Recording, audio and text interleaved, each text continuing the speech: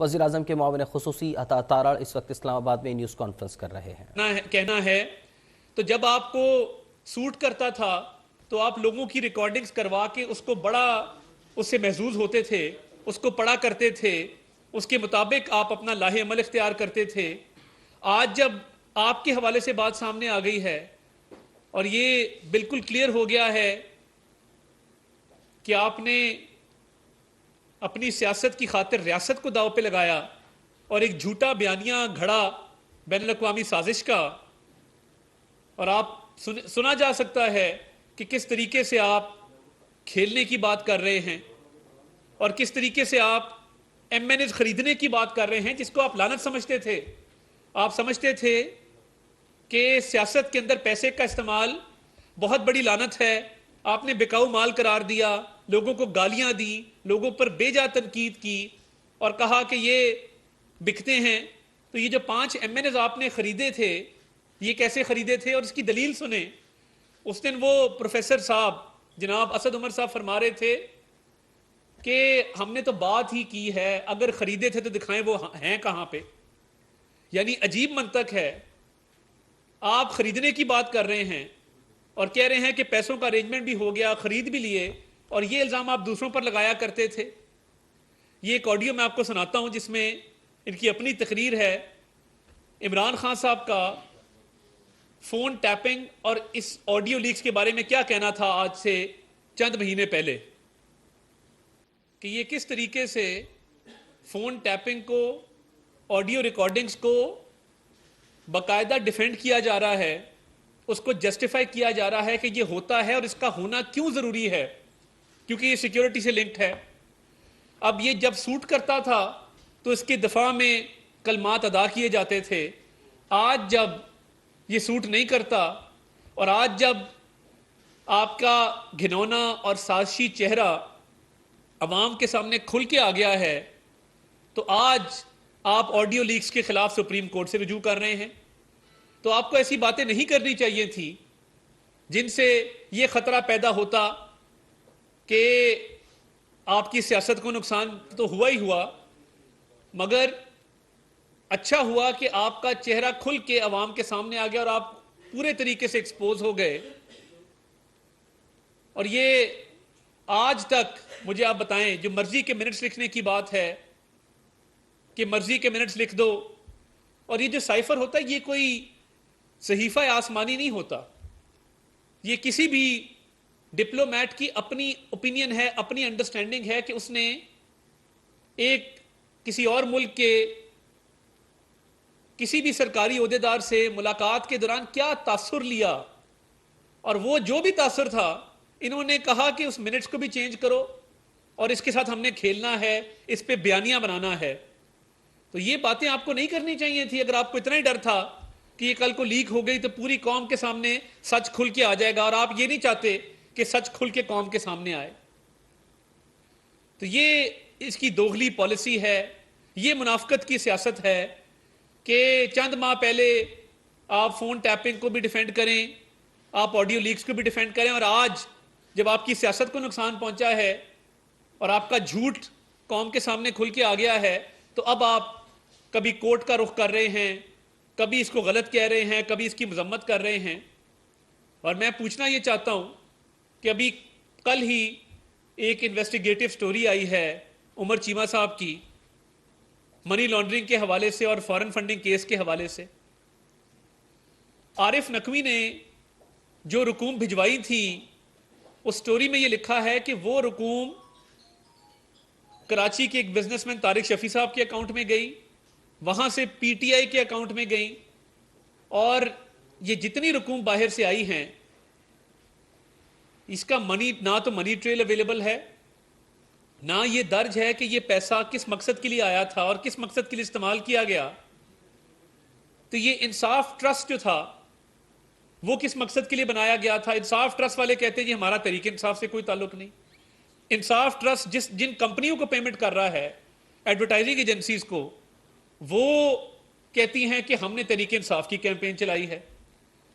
عارف نقوی ایک convicted criminal ہے، وہ یو کے میں پابند سلاسل ہیں، امریکہ میں وہ اشتہاری ہے، وہ آپ کو کس بات کے پیسے بھجوا رہا تھا تھرو ووٹن کرکٹ کلب؟ اور بہت سارے آپ کے اکاؤنٹ کے سگنیٹریز ہیں جن کے پاس جواب دینے کو کوئی نہیں ہے کہ یہ منی لانڈرنگ کے ذریعے جو پیسہ آیا یہ کس مقصد کے لیے آیا تھا اور کس مقصد کے لیے استعمال کیا گیا؟ کیا عارف نقوی کا بھیجا ہوا پیسہ ذاتی استعمال میں لایا جا سکتا تھا؟ کیا وہ پیسہ پراپر بینکنگ چینلز کے تھرو آیا یا وہ لانڈر ہو کے آیا یا لیئرنگ کر کے آیا؟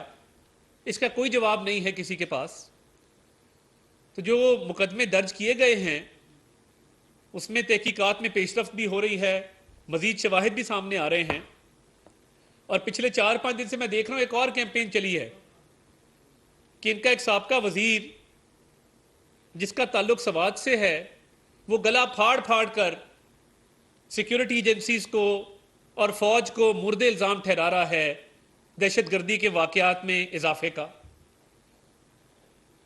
2018 میں جو پاکستان ہم چھوڑ کے گئے تھے اللہ تعالیٰ کے فضل سے میاں نواز شریف کی قیادت میں، اس میں تو دہشت گردی نہیں تھی۔ وہ آپریشن ضرب عذب ہو، وہ آپریشن رد الفساد ہو، وہ دیگر آپریشنز ہوں جس میں پاک فوج کے جوانوں نے، افسران نے قربانیاں دی ہیں، اپنے جان کے نذرانے پیش کیے ہیں، سیکیورٹی ایجنسیز نے، پولیس نے، سویلینز نے قربانیاں دی ہیں، تو حالات تو بہتر کر کے گئے تھے۔ آج جب حالات بدتر ہوئے ہیں خیبر پختونخوا کے صوبے میں، اس کا ذمہ دار کون ہے؟ اور یہ کیوں آج پورے خیبر پختونخوا کے صوبے میں کرائم ریٹ اوپر چلا گیا ہے؟ جرائم میں آئے دن اضافہ ہو رہا ہے کیونکہ آپ کے خیبر پختونخوا کے صوبے میں مس گورننس ہے، کیونکہ وہاں پہ ایڈمنسٹریشن نام کی چیز نہیں ہے، وہاں پہ نااہلی ہے، نالائکی ہے، کرپشن ہے۔ تو یہ دوش اگر دینا ہے تو اپنے آپ کو دیں۔ پنجاب میں وزیر اعلیٰ شہباز شریف صاحب تھے تو انہوں نے کاؤنٹر ٹیررزم ڈپارٹمنٹ کھڑا کیا، پولیس کے فرض شناس اور پروفیشنل افسران کو اس میں لے کے آئے، اور وہ آج اپنے پیشہ ورانہ امور سر انجام دے رہا ہے، اور پنجاب میں حالات بہت بہتر ہے۔ اسی وجہ سے فوج نے آپریشن کیا، حالات کو بہتر کیا، امن امان قائم کیا اور اپنا کام پورا کر دیا اور قربانیاں دیں۔ یہ صوبائی حکومت کا کام تھا کہ اس لا اینڈ آرڈر کو مینٹین کرتے، یہ صوبائی حکومت کا کام تھا۔ کیا صوبائی حکومت کی کوئی ذمہ داری نہیں ہے؟ پچھلے 9 سال سے خیبر پختونخوا کے صوبے میں کس کی حکومت ہے؟ کون وزیر اعلیٰ ہے؟ کس جماعت کے وزراء ہیں؟ یہ پہلی دفعہ دیکھا ہے کہ اپنی ہی حکومت ہو اور ایک سابقہ وزیر بیٹھ کر اداروں کو مورد الزام ٹھہرا رہا ہو کہ جی دیکھیں جی سوات میں یہ ہو گیا، سوات میں وہ ہو گیا۔ اس کی ذمہ دار صرف اور صرف خیبر پختونخوا کی حکومت اور عمران خان اور اس کی پارٹی ہے۔ کرنا کچھ بھی نہیں تھا۔ جب فوج وہاں پہ امن قائم کر کے گئی تھی، اس امن امان کو مینٹین کرنا تھا، اس کو آگے لے کر چلنا تھا، اس میں بہتری لانی تھی۔ کیا آپ اس قابل بھی نہیں ہیں کہ لا اینڈ آرڈر کو کنٹرول کر لیں؟ جو بات آتی ہے فوج کو مورد الزام ٹھہراتے ہیں۔ اب سوشل میڈیا پہ ایک نئی کیمپین چل اٹھی ہے، پاکستانی فوج کو پوری دنیا میں مانا جاتا ہے جس وجہ سے قطر میں جو فیفا ورلڈ کپ ہو رہا ہے اس کے لیے ایک اسپیشل کنٹینجنٹ اور ٹروپس کو روانہ کیا گیا ہے۔ اب وہ تصویریں لگا رہے ہیں کہ جی یہ قطر کیوں بھیج رہے ہیں، ان کو سوات میں بھیجیں۔ ان عقل کے اندوں سے کوئی پوچھے کیا جو قطر کنٹینجنٹ بھیجا گیا ہے صرف یہی کنٹینجنٹ تھا، باقی پاکستان میں اور کوئی نہیں ہے؟ اور یہ پاکستان کے لیے فخر کی بات ہے کہ قطر ورلڈ کپ کی سیکیورٹی پاکستان کے ذمے ہے، پاکستان کو اس قابل سمجھا گیا اور ہماری فورسز کی تعظیم کی گئی کہ یہ ایک بہت بڑا عالمی سطح پر ایونٹ ہونے جا رہا ہے، اس لیے یہ security best of the best اور پروفیشنل ترین فورس کے پاس ہونی چاہیے۔ آج اس پر بھی تنقید ہے، اور ایسی تنقید ہے جو بیجا ہے، جس کا کوئی مقصد نہیں ہے۔ کیا اس طرح سے پاکستان کی ساکھ کو متاثر کرنا چاہتے ہیں آپ؟ کیا بین الاقوامی سطح پہ پاکستان کو شرمندہ کرنا چاہتے ہیں؟ مجھے آپ اعداد و شمار بتا دیں کہ جب سے یہ امن قائم ہوا ہے، خیبر پختونخوا کے کاؤنٹر ٹیررزم ڈپارٹمنٹ نے، اگر تو بنا ہے وہاں پہ، یا خیبر پختونخوا کی پولیس نے، یا وہاں کی وزارت داخلہ نے کتنے انٹیلیجنس بیسڈ آپریشن کیے، کتنے دہشت گردوں کو پکڑا ہے، کتنے کرمنل گینگز کو بسٹ کیا ہے. وہاں پہ تو اب باقاعدہ ڈکیتیاں شروع ہو گئی ہیں، موبائل سنیچنگ کے واقعات میں اضافہ ہو رہا ہے، تنخواہ دینے کے پیسے خزانے کے پاس ہیں نہیں، اور آپ نصیحت پورے ملک کو کرتے ہیں.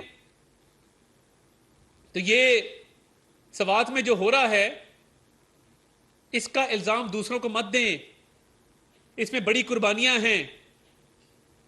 اور یہ جو وزیر جس نے وزارت مواصلات کا بیڑا غرق کیا، ادھر ایک موٹر وے پچھلے 4 سال میں ملک کو نہیں دیکھے گئے، ایک بڑی شاہراہ نہیں دیکھے گئے، ایک قابل ذکر پروجیکٹ نہیں ہے نیشنل ہائی وے اتھارٹی کا. اور وہاں سوات میں بیٹھ کے گلا پھاڑ کے چیخیں مار کے مرد الزام فوج کو ٹھہرا رہے کہ جی یہ امن خراب ہو گیا. تو بھائی امن کس نے قائم کیا تھا اور اس کو جاری رکھنا کس کی ذمہ داری تھی؟ یہ ایک ایسی منفی سیاست ہے اور ایک منفی ذہنیت کے یہ لوگ عکاس ہیں کہ یہ بھی نہیں دیکھتے کہ ملک کا فائدہ کس چیز میں اور ملک کا نقصان کس چیز میں ہے. محمود خان کو چاہیے کہ وہ استعفیٰ دے اور اسمبلیاں توڑے. الیکشن کا مطالبہ کرتے ہیں نا. حالات خیبر پختونخوا میں اتنے خراب ہو گئے ہیں کہ ان کو تو نکل آنا چاہیے اور قوم سے ہاتھ جوڑ کے معافی مانگنی چاہیے کہ خزانے میں تنخواہیں دینے کا پیسہ ہے نہیں. ڈکیتیاں، قتل، اغوا، ریپ، ان واقعات میں اضافہ ہو رہا ہے. دہشت گردی پھر سر اٹھانے لگی ہے. تو خیبر پختونخوا حکومت کو چاہیے کہ وہ قوم سے ہاتھ جوڑ کے معافی مانگ کے گھر چلے جائیں. اور ان کو فکر پڑی آڈیو لیکس کی، اور روتے ہیں آڈیو لیکس کے اوپر کہ جس کو بند کروایا جائے، یہ غلط ہو رہا ہے. تو بھائی غلط باتیں مت کیا کریں آپ. اور یہ امن امان کی ذمہ داری اٹھانی ہوگی. Law and order provincial subject ہے، آئین پاکستان کے مطابق پروونشل سبجیکٹ ہے. یہ کیوں خراب ہوا؟ کیونکہ آپ لوگ بی آر ٹی کے ذریعے لوٹ مار کر رہے تھے، آپ ہیلی کاپٹروں کی سیریں کر رہے تھے، آپ سرکاری بھرتیاں اپنے کارکنان کی کر رہے تھے، آپ کا پورا صوبہ لوٹ مار میں مصروف تھا. آپ لوگوں کے وزیر، آپ کے وزیر اعلیٰ وہ پیسہ بنانے میں مصروف تھے. انہوں نے توجہ ہی نہیں دی کہ امن امان بھی قائم ہونا چاہیے. انہوں نے توجہ ہی نہیں دی کہ تمام سیکیورٹی فورسز نے، افواج پاکستان نے امن قائم کیا ہے، تو اس کو سسٹینیبل بنانے کے لیے، اس کو جاری رکھنے کے لیے کیا اقدامات کرنے ہیں. کوئی اقدامات نہیں کیے گئے. آج اگر کوئی ذمہ دار ہے تو اس کو اپنے گریبان میں جھانکنا چاہیے، عمران نیازی اور اس کی پوری کابینہ سمیت. اور ہمیں فخر ہے کہ پاکستانی فوج کا کنٹینجنٹ قطر روانہ ہوا ہے فیفا ورلڈ کپ میں سیکیورٹی فراہم کرنے کے لیے. اور یہ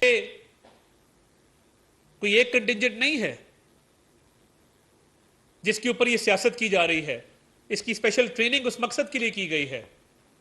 اور یہ نااہل لوگ جو ملکی سالمیت کے لیے خطرہ بن چکے ہیں، جو اپنی سیاست چمکانے کے لیے آج بھی ریاست کو داؤ پہ لگاتے ہیں، اور اپنے کچے چھٹے کھولے تو پیچھے فورن فنڈنگ کے اربوں روپے نظر آتے ہیں کہ وہ کس ذریعے سے آئے اور وہ کیسے استعمال کیے گئے. اور آج بھی اپنی سیاست چمکانے کے لیے ریاست کے خلاف باتیں کی جا رہی ہیں. یہ قابل مذمت ہے. اور یہ ایف آئی اے کا بھی جو کیس ہے، میری وزیر داخلہ سے بات ہوئی، اس کا جواب دینا ہوگا، اس کی منی ٹریل بھی دینی ہوگی، اس کی رسیدیں بھی دکھانی ہوں گی، اور یہ بتانا ہوگا کہ یہ عارف نقوی کا پیسہ کس مقصد کے لیے منگوایا گیا، کن اکاؤنٹوں میں منگوایا گیا اور کس مقصد کے لیے استعمال کیا گیا. یہ اتنی آسانی سے جان چھوٹنے والی نہیں ہے. عمران نیازی کا یوم حساب شروع ہو چکا. ہم نے بہت بھگتا. ہم انشاءاللہ سرخرو ہوں گے. اور یہ آپ دیکھ رہے ہیں کہ آئے روز عدالتوں کے سامنے کھڑا ہے، کبھی ضمانت کے پیچھے چھپتا ہے، کبھی اسٹے آرڈر کے پیچھے چھپتا ہے، مگر اس کے دن گنے جا چکے. یہ ان قریب آپ کو قانون کے شکنجے میں نظر آئے گا.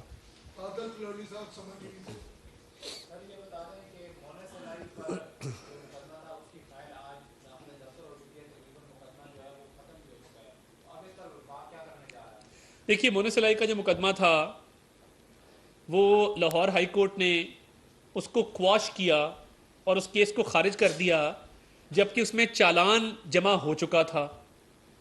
اب یہ بڑا ایک تنازع کھڑا ہو گیا ہے کہ جن جج صاحب نے اس کیس کو quash کیا وہ ان کی اور پرویز الہی صاحب کی بہت قربت ہے، ان کے خاندانی مراسم ہیں پچھلی کئی دہائیوں پر محیط، اور انہوں نے اور یہ اکثر سماجی محفلوں میں آپس میں ملتے ہوئے نظر آتے ہیں۔ ان کے بھائی کا تعلق کاف لیگ سے ہے، ان کے کزن کا تعلق کاف لیگ سے ہے، ان کے فرسٹ کزن کاف لیگ کے MP رہے ہیں۔ اصولی طور پہ انصاف کے تقاضوں کو سامنے رکھتے ہوئے تو جسٹس اسجد جاوید گرال صاحب کو یہ کیس سننے سے معذرت کرنی چاہیے تھی۔